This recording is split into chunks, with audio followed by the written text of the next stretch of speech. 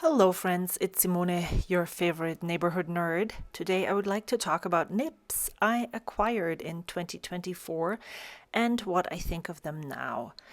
So I thought the next step after trying various different pens that to level up my writing experience would be to get some fun nib grinds because they are supposed to enhance the writing experience. This is not how I feel about nib grinds just yet, possibly. However, this epiphany came after I had already dabbled a bit. And for the past 3 months, my specialty nibs were hidden in a drawer. But I did not just acquire specialty grinds, so I think it's still worth looking at what nibs came in, were altered in 2024, and if I would recommend getting them. So let's get on with it. Right now I'm preparing all of my pens. I'm looking for pens that I could screw in the JoWo number 6 nibs that I have gotten ground into, and I'm deciding that I'm just going to use this specific pen and then gathering all the supplies that I need in order to film the video. So I do want to go in the order of when I acquired what nib, but before I do that, I want to show you most of the nib grinds, the specialty nibs that I got were on JoWo number 6 nibs, which are the ones that I just pulled out from my little vial holders, not vials, not vial holders. I numbered the lids and made a list of which nib is where, but I need to redo that because it's completely messed up. However, I pulled out all of those nibs. These are all JoWo number 6 nib housings, and they fit into all pens that take JoWo nibs. So in my collection, that's what I pulled out earlier. Those are these are maker pens. This is a Walltown Watts. This is a Franklin-Christoph P20, and this is a Mayfair Pens Vanyar. I took out the nibs, the regular nibs from these two pens, so I can screw those specialty nibs in here, but they also fit into the Esterbrook Estes. I have 3 of those. One of the nibs that I actually got ground by a nibmeister was this one. This one is an Esterbrook branded nib. Oh, look at how the feed is moved. One trick, when the nib and feed are kind of misaligned, what works better for me than trying to move the feed is trying to take the nib right here on the widest points and then just moving the nib around on the feed instead of the feed. But that's an aside. So they work on the Esterbrook Estes. They are JoWo number 6 compatible pens.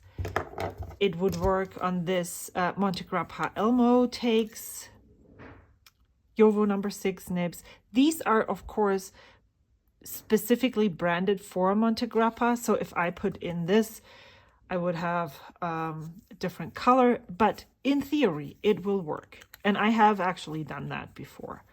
And then also they will fit on the Opus 88 demos. Opus 88, not all Opus 88 take the same nibs. Some of them are, I believe, Bach nibs. Some of them are number 5 nibs, like the Opus 88 Coloro. But the demonstrators are JoWo number 6 compatible, and they work. These here will work on those as well. So I'm gonna move these aside so I have a little bit more room, and then we'll start with the first nib that I got. This was a trade that I did with my friend Lorelei. I gave her my steel medium vanishing point nib, and basically we traded for this broad Franklin-Christoph SIG nib. And I'm going to just dip them so that you can see a writing sample of those. I just realized earlier, wow, this was a little bit too much ink, that I do have 3 SIG nibs from Franklin-Christoph now, and maybe that is something that I could do a short video on, writing comparison of those. So this one is the Franklin-Christoph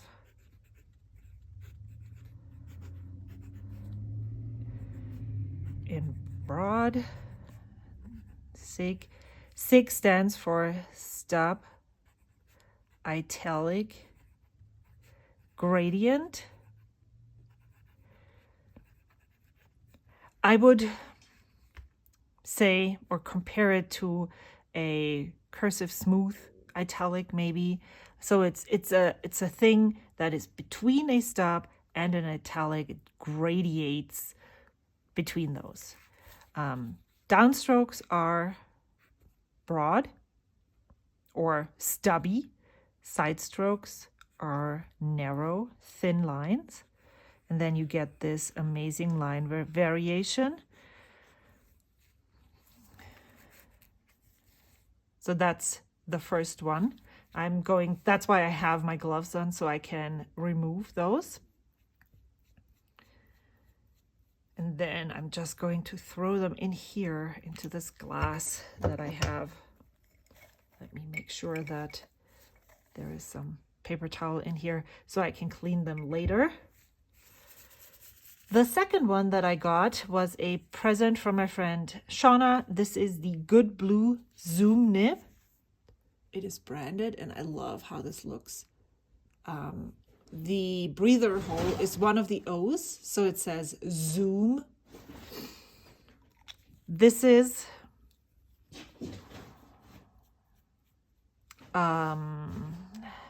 well, now I don't know the description right off the top of my head, but I will show you what it does. And then maybe I can link an article where all of those specialty nibs are described. If you want to find out more about SIG nibs, those are on the Franklin-Christoph side. And then Zoom nibs, I think they came up first with Sailor nibs. I know that Sailor has a Zoom nib. Don't know so look at my writing angle. It's basically like this. It's very smooth, glides well over the page, but if I put up my writing angle like this, let's dip it in more. It was a little already desaturated. If I put up my writing angle to here, the line will be much thinner. So let's do downstrokes like so. Then let's hold it a little bit higher and then do basically a 90-degree angle. Same thing with side strokes.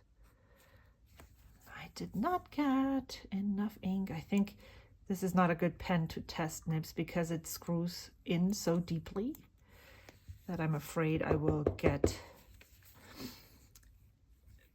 ink on the section. Okay, so side strokes again, really low. Then let's do this, and then 90 degrees.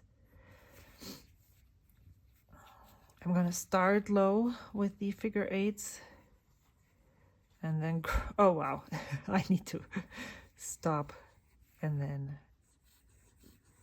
do this. You can see it's really broad.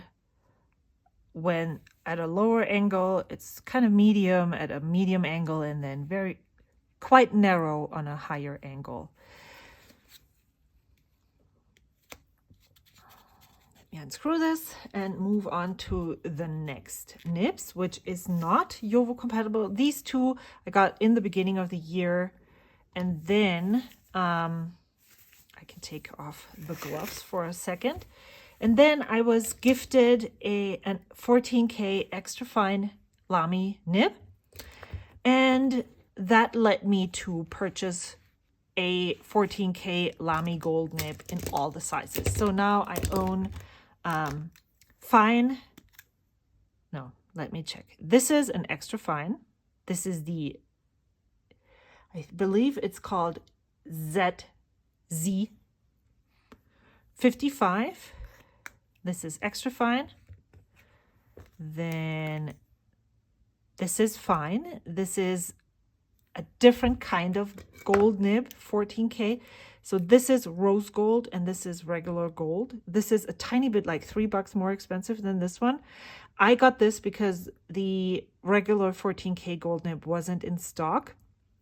And I do think that the writing experience is different. And I wonder if it's just because it's a different nib, you know, like the tipping is different, or if this tiny breather hole makes such a difference in the writing experience. So this is the fine. Then on this one, I have the medium, and that's the other one again. So I'm like alternating my nibs here. And then on this one, I have the broad. Now, look at the tipping material here. It's huge. It's a huge ball on the top. Now, the thing with those nibs and why I love them so much, and why I think this would be the perfect starter gold nib if you wanted to experience is because you can put this on a Lamy Safari, you can put this on a Lamy All-Star. This is a Lamy LX. It works with the Lamy Studio. It works with all of the Lamys that have this nib and feed. Even the Lamy Dialogue CC has a nib and feed like this.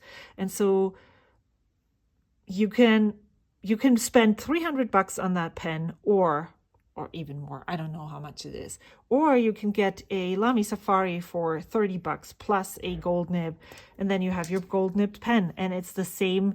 This is actually the nib that goes on the Dialogue CC. So you have the same nib on a much cheaper pen. So I want to dip those, all of them, into ink and show them to you because I feel like they write differently. And I shared this in a video before, but not in such a compact format. So this is Lamy 14K EF. And I'm just going to write Z55. I don't know what the other name is, but I'm going to write 50X so we know it's a different one. I find this to be super bouncy, very like, if I don't even put on much pressure, there's quite a bit of line variation. Side strokes. So this is awesome. I love this. I'm going to put this on here, put it in, and then we have the fine in the rose gold.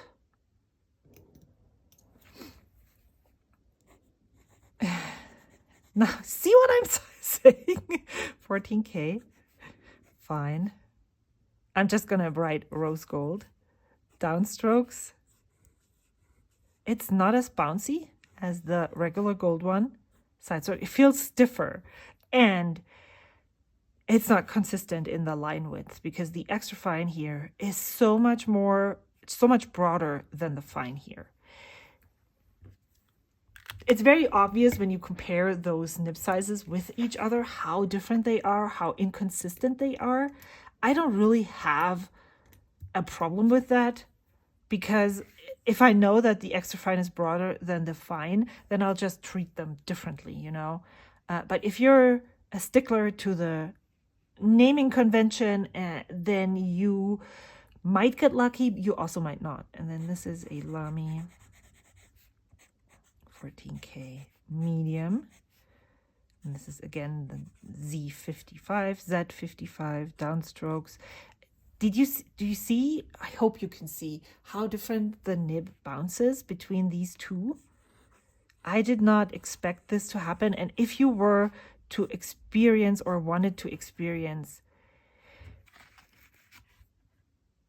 this nib, I would highly recommend getting the Z55, just because I don't know if it's, as I said, I don't really know what is the deal with these nibs, if it's just my personal impression or if this is actually true that one is not as bouncy as the other. But just to make sure that you get the better writing experience, I would go with not the rose gold. This is the broad. See, this is also not as stiff. Lamy 14K broad. This is basically like a 1.0 or even broader gel pen, rose gold. I don't usually use this very often, but it is so much fun to play with. So I would say between those four, the medium and the extra fine are my favorites. And then the fine and the broad, I don't really have a difference. If I were to not wanted to play, and if I were to have to not spend, YouTube money, but an actual budget, I would go with either the extra fine or the medium. I would not purchase the fine or the broad. So those are the Lamy nibs. Super happy with those. I really love them. Then I did not get many nibs until the San Francisco Pen Show. So I had a lot of downtime, exploration time in between. And as I mentioned in the intro section, I have had a hard time with my specialty nib grinds. So I haven't been using them much this year. Let me put on gloves. The reason why I'm putting on gloves to screw in those nibs, and also when you're watching, I'm trying to hold this nib like so, and then turning the pen to screw on the nib. This is so I don't get a, rotation force onto the nib and feed. So trying to make sure I'm not cracking it. Then I got a beak point, very greatly inspired by my friend Kristen from Life Inspires Design. She got this nib ground by Matthew Chen, as I did. So I basically copied her. I got this ground on I believe a fine nib. I am actually not sure. When I unscrew it, I can see on the side. But this is a Yovo number 6. And because it's looks like a beak, when you write with it, the writing angle is very high. Beak point. Matthew Chen, and his Instagram name is Pactagon, and I'm not sure if he goes.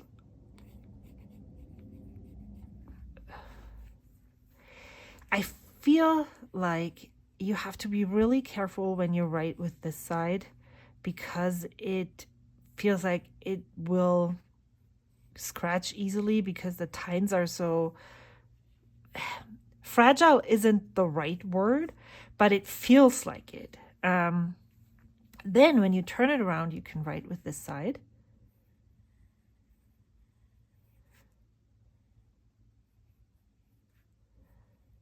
And to be honest, I have not found many ways on how I can use this effectively in my own journaling. If I am diving more into the Aziza way of playing with inks, I'm mentioning her in every video. This might be a cool nib to use. For the regular journaling experience, it's too much work, too much. I have to pay too much attention to how I'm holding the pen and the nib, that it's not a really enjoyable experience. But I've had this feeling with all of my specialty nib grinds.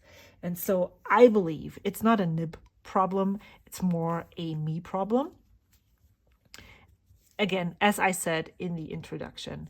Then this pen was gifted to me by my friend Kristen from Life Inspires Design, and she gifted it to me with a Franklin-Christoph Extra Fine SIG nib.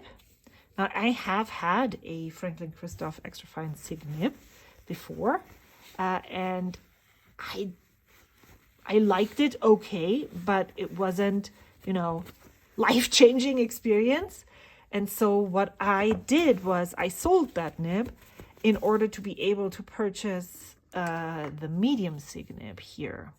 Now, I'm going to show you what it looks like, and I'm going to put a line next to the broad nib so you can see how different it is. This is, oh, I was going to check for, where's the beak point? Right up here. For the size that it was starting with, a fine nib. Maybe if I had started with a medium nib, it would have been easier to write with. I'm not sure. I will maybe inquire that next year at the San Francisco Pen Show when I hopefully, maybe not, get ground another nib. Franklin. This is very narrow. It's not very scratchy, but again, I feel like I have to pay a lot of attention on how I hold my nib. Christoph Extra Fine SIG. And here's the downstrokes, here's the side strokes, and then here is the figure eights. I mean, it works, but again, for the normal journaling experience that I am looking for, where I just dump my thoughts onto paper, don't really, want to sit and write slowly. This has been really hard to use. But it's not uncomfortable. So the first time that I owned it and then sold it, I didn't find enjoyment even in this stiffer writing experience. Now it seems like it's a little bit different, so I don't think I will sell this as quickly as the other one. We will see. I feel like 2025 will be a year of nib explorations. The ones that I have, I really don't plan on adding many more grinds. Maybe I'll have some of the pens tuned, maybe even some of the specialty grinds tuned so that they suit me better now that I know how I enjoy them. But yeah, that's how I feel about my nibs. Now, at the San Francisco Pen Show, I was gifted.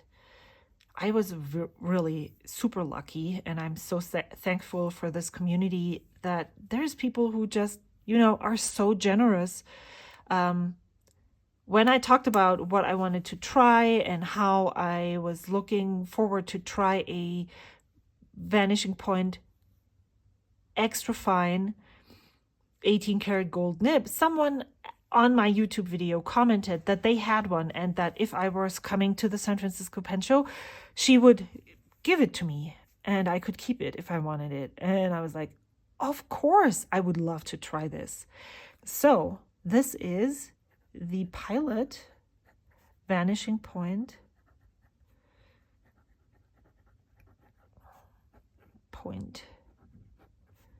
Extra Fine. Oh, wow. This is supposed to be an E. This is an F. This is 18 karat nib unit. Now, what I did do was I dip tested it. I tried it. It was scratchy, as the previous owner of this pen was telling me. I think it wasn't just scratchy. It was just dry.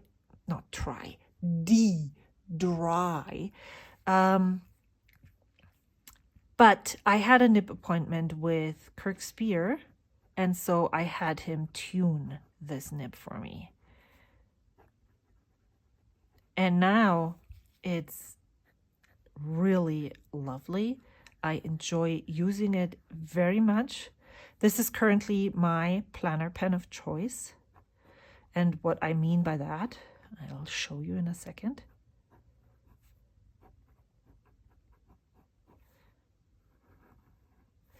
Is that I have this sitting right here and use this to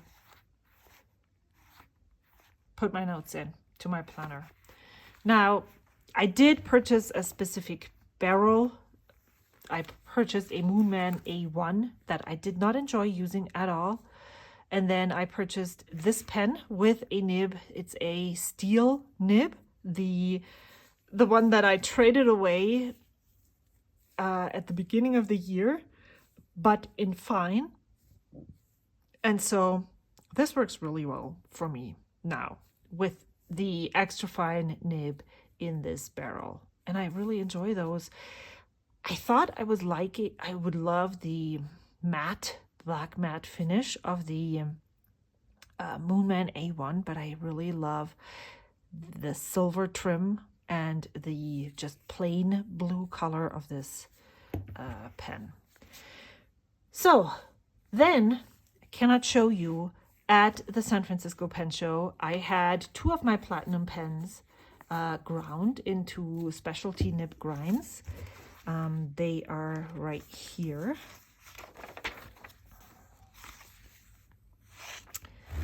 So I had the Platinum 3776 in extra fine turned into a monoline grind.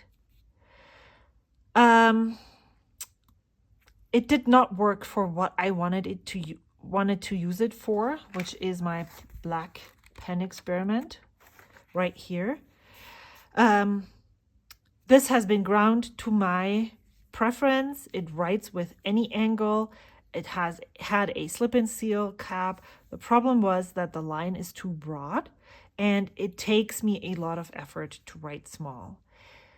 So even though this was a great grind, and I think it's super fun to have a monoline grind, I probably would prefer it in a broader nib because it would be a play pen then for me. Not so much in the extra fine, and so I sold it. And then I also got this reverse architect ground on a Platinum 3776 with a broad nib. It has a fine regular side and reverse architect on this side. I had it ground into a smooth architect and it worked really well. I just did not want to use it. It did not work for the intended purpose as a journaling and planner pen. I still prefer my TWSBI Mini Black with a reverse architect nib over this one. And so I met up with a friend from my Discord earlier in November, and she was able to try this and liked it so much that I just told her if she wanted to keep it and sold it to her. So this has been tuned and ground to my preference. I put posture here. The architect side is smoother, thus easier to use, smoother than this one. The slip and seal cap is amazing. It won't dry out easily.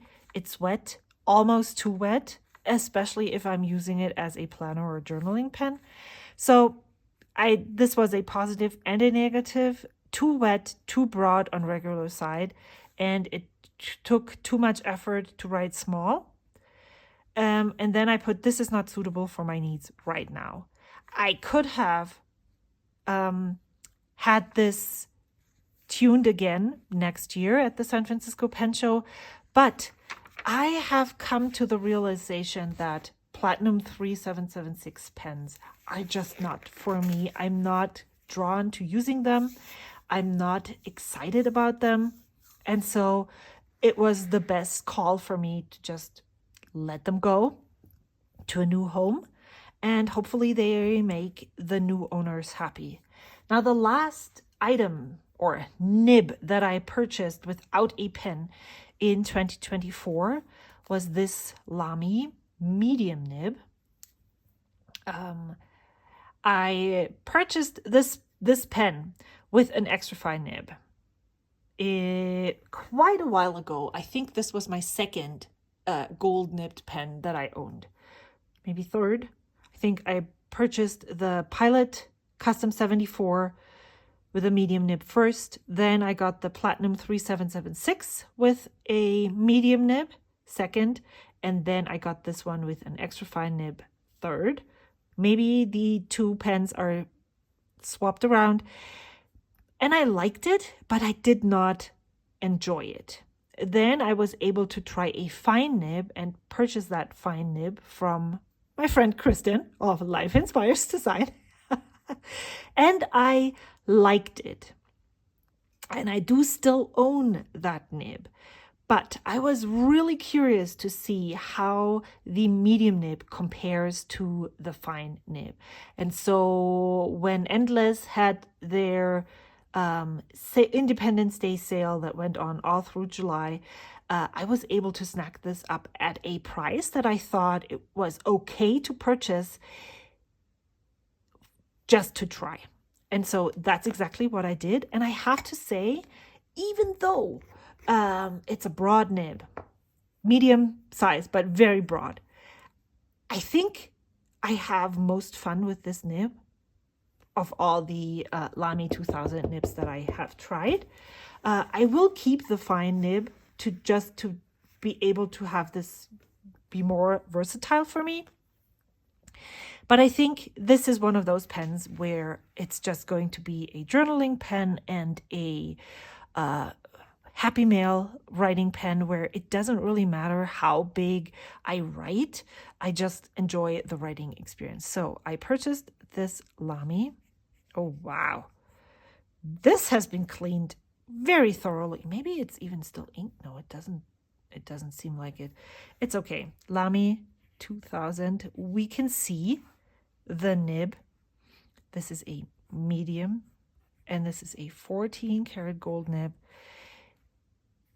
It writes really smoothly. Here's the figure eights. Downstrokes are really broad. I feel like they're in between the 14 Lamy medium and broad nib. That's exactly where this nib lands in the line width. Let me put this right in here.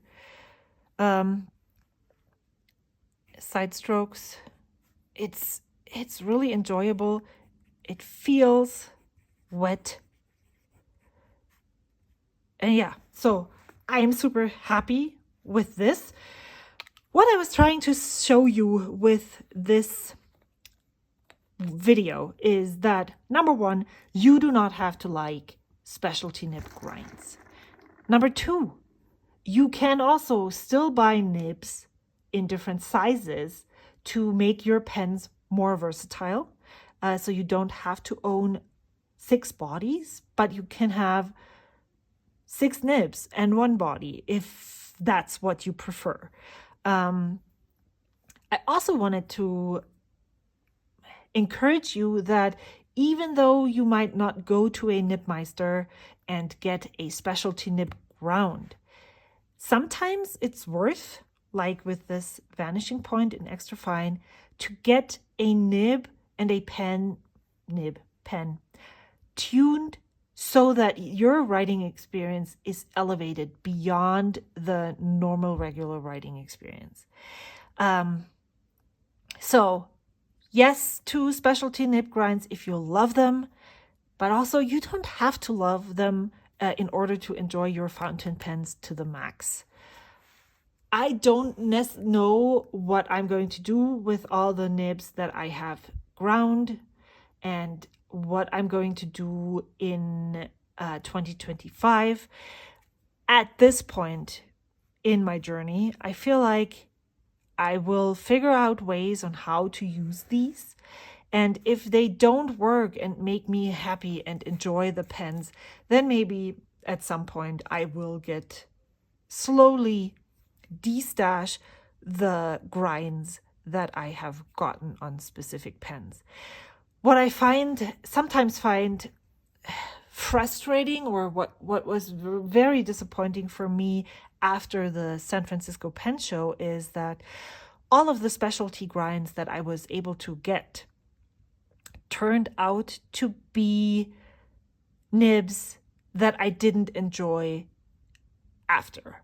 So I got this, was super excited about it, but in using it, I lacked first of all, there was no real enjoyment. And I was like, what am I exactly going to use this for? The other two grinds, I was super excited to get the monoline and the reverse architect. I thought they were going to enhance those pens for me, but no, they did not. So I spent money on grinds that then I ended up selling the pen. And that felt disheartening and disappointing. But I still don't want to just say nib grinds and specialty nibs are not for me. Maybe the pen wasn't for me in the first place. You know, sometimes you want to make something work and it just doesn't. And so I noticed that. I was able to let those pens go. And now I can slowly get back into experiencing all of those grinds that I currently own. And maybe I'll find inks and pens that I enjoy using them with and have a fun time with them. Because, to be honest, this looks really great. This also looks great. Just where? I hope you enjoyed this video. Did you get any nibs in 2024 without pens? Which ones did you get? Did you replace nibs? And how are you enjoying them?